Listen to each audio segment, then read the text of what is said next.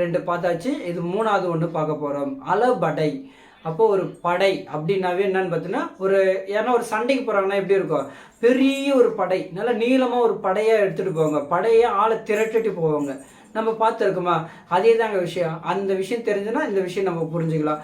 அப்போ ஒரு அளபடை அப்படின்னு இருக்குது. அளபடைன்னா என்னன்னு பார்த்தீங்கன்னா, ஒரு செய்யுளில் ஓசை குறையும் பொழுது அதை நிறைவு செய்வதற்காக அளபெடுப்பதே அளபடை ஆகும். அதுதான் நம்மளுக்கு இங்கே சொல்லியிருக்காங்க.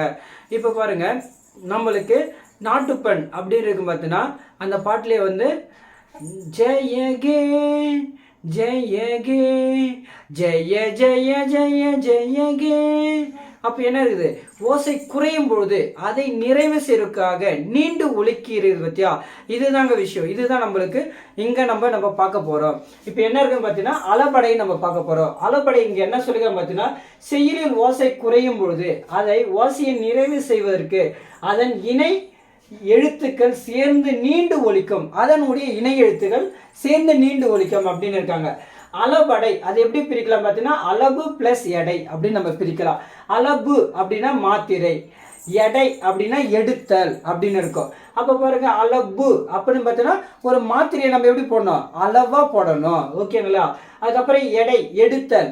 இப்போ ஒரு எடை போடணும், வெங்காயம் எடை போடணும் வச்சுக்கலாம். என்ன பண்ணணும், ஃபர்ஸ்ட் அந்த வெங்காயத்தை எடுக்கணும். அப்போ எடை எடுத்தல். அடுத்து இங்கே என்ன பார்த்தீங்கன்னா, எழுத்தின் மாத்திரையின் அளவை நீட்டி ஒலித்தல்.